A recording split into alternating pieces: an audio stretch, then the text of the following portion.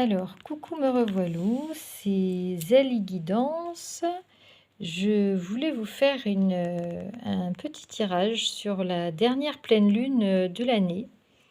Mais avant ça, je voulais vous remercier de vos abonnements, de vos likes, de vos commentaires.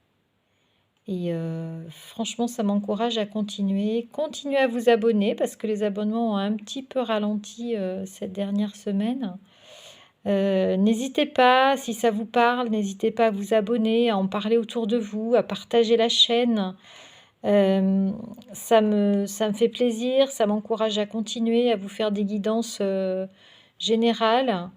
En ce qui concerne les guidances privées, bah, écoutez, je remercie infiniment les personnes qui me laissent des commentaires et qui sont très très très heureuses d'avoir passé cette heure de guidance et qui me disent toutes et tous que ça leur apporte, que ça les éclaire, que ça les accompagne, que ça leur fait du bien, et surtout que ça répond à leurs questionnements. Donc écoutez, si vous voulez une guidance privée, vous pouvez toujours me contacter sur zaliguidance@gmail.com. Et puis il y a aussi ma boutique sur le site Etsy, que je vous mets en lien en dessous de chaque vidéo. Voilà. En ce qui concerne cette pleine lune, cette dernière pleine lune de l'année, donc on vous dit que ce mois de décembre nous offre une pleine lune de la neige silencieuse en Gémeaux.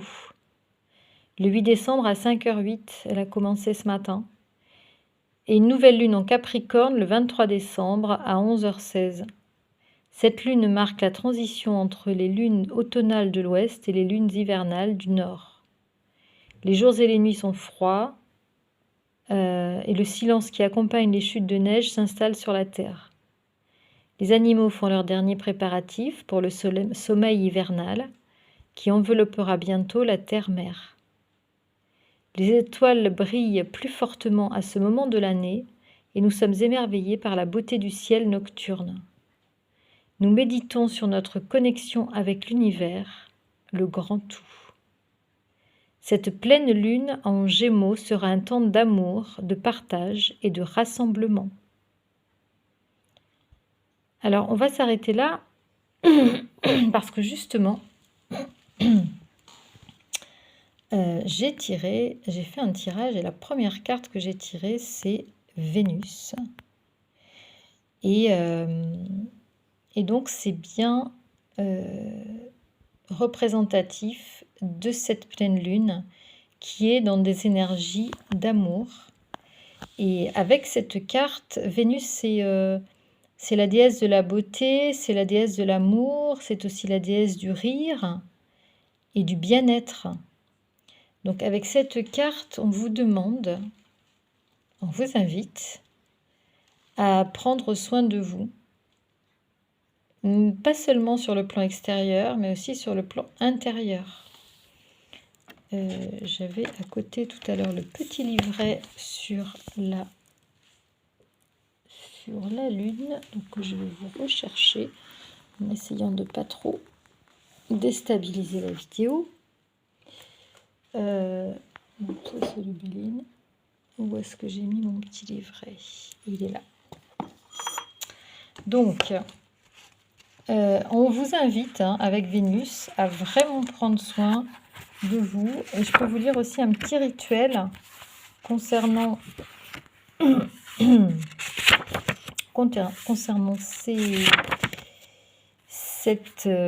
les pratiques que vous pouvez avoir. Donc Vénus est d'une grande beauté, bien disposée à l'égard des autres. Elle représente l'amour sous toutes ses formes, du plus pur jusqu'à la luxure. Sensuelle et sachant utiliser ses charmes pour parvenir à ses fins, Vénus fut l'épouse infidèle de Vulcain, dieu des volcans. Sa liaison avec Mars, l'un de ses amants, fut dévoilée par la trahison du garde du corps de Mars et lui valut la désapprobation des autres dieux et déesses.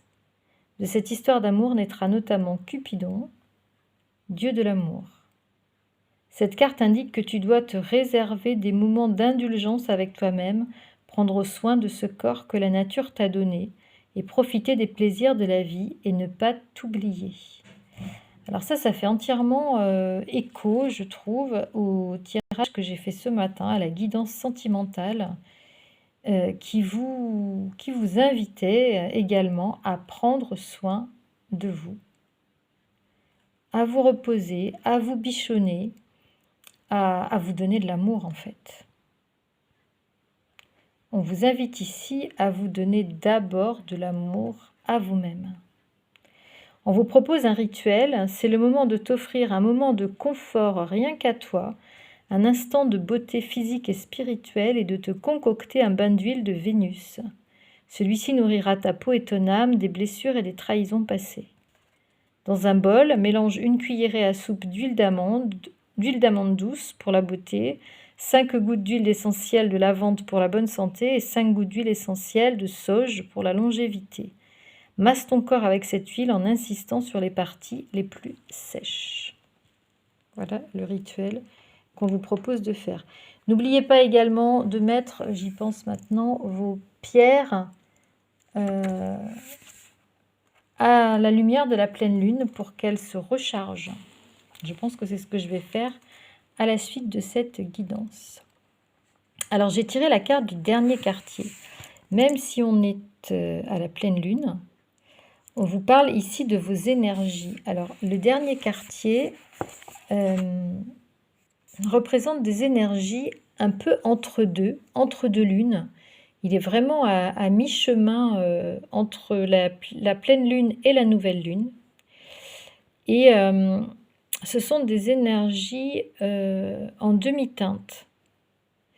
C'est-à-dire que on vous invite, avec ce dernier quartier, à entrer dans des énergies de renouveau, comme on a pour la nouvelle lune, mais on est quand même à mi-chemin. Donc vous êtes sans doute à mi-chemin de quelque chose dans votre vie, peut-être à mi-chemin d'un projet, d'une construction, d'une histoire d'amour.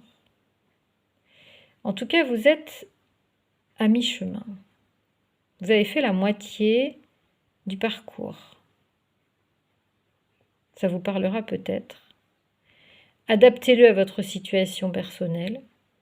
Mais je trouve que c'est intéressant, elle est intéressante cette carte parce que elle nous parle en fait de balayer les énergies, de balayer les énergies négatives, de balayer des situations passées, de balayer des situations toxiques, tout ce qui vous encombre. En fait, on vous parle de faire le ménage, mais en même temps, comme on est à mi-chemin, on est encore retenu par le passé.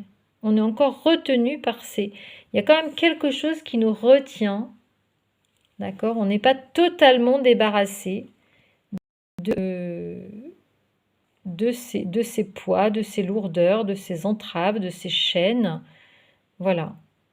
Donc, vous êtes dans des énergies où tantôt vous voulez aller de l'avant, mais tantôt il y a quand même quelque chose qui vous retient. Vous hésitez.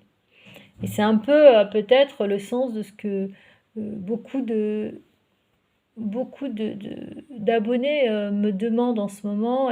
Qu'est-ce que je dois faire? Est-ce que je dois aller de l'avant? Est-ce que je dois rompre? Est-ce que je dois continuer à croire en cette relation? Qu'est-ce que je dois faire? Donc là, je pense que c'est toute la complexité de vos énergies qui est représentée par cette carte, par ce dernier quartier, à savoir, vous êtes partagés. En fait, vous êtes partagés entre tout plaquer, faire le ménage, aller de l'avant, ou rester quand même attaché à ce qui, voilà, à l'ancien en fait.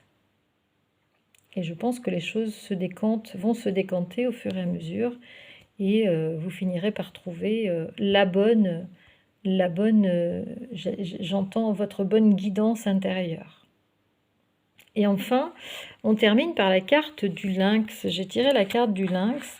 Alors on va voir les énergies dont on vous parle avec cette carte du lynx, qui est assez intrigante. Le lynx est un animal nocturne dont le regard brille dans la nuit et fascine. Son intelligence est comme ses yeux, perçante. Donc là, on vous parle peut-être de clairvoyance, vous voyez. On vous invite peut-être à faire preuve de clairvoyance, de discernement, d'intelligence.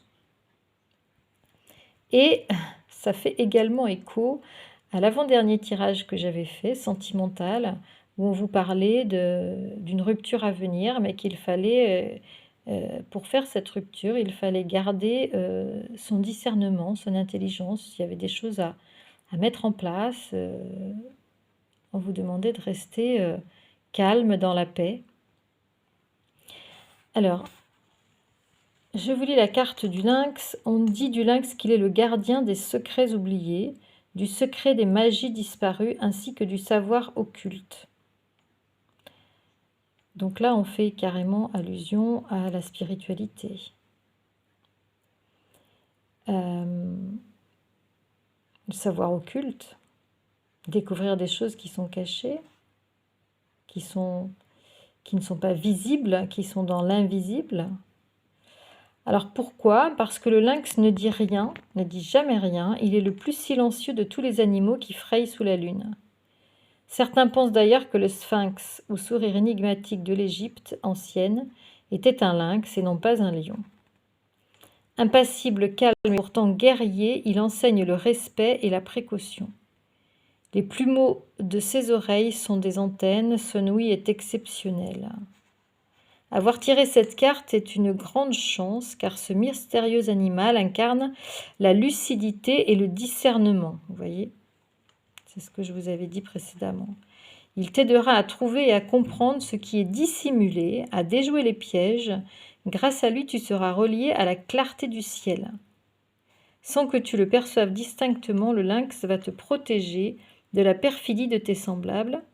Il te permettra de percevoir des images mentales te montrant ce que les autres te cachent et ce qu'ils cachent à eux-mêmes. Tu devineras leurs peurs, leurs mensonges, leurs aveuglements.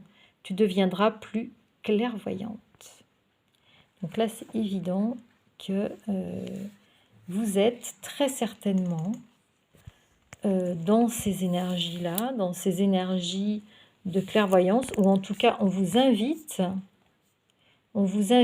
à utiliser votre intuition, à vous connecter à votre guidance intérieure pour voir ou pressentir des choses qui sont cachées et qu'on ne vous dit pas et qui sont importantes pour prendre très certainement des décisions ou pour ne pas vous tromper, en tout cas dans vos choix. J'espère que cette guidance vous aura parlé, vous aura accompagné, vous aura éclairé. Et je vous souhaite une très belle nuit avec ces énergies de la pleine lune. Je vous dis à très très vite. N'oubliez pas de me contacter sur zaïleguidance@gmail.com pour une guidance privée. Merci de m'avoir écouté et à très très vite les amis. Ciao ciao.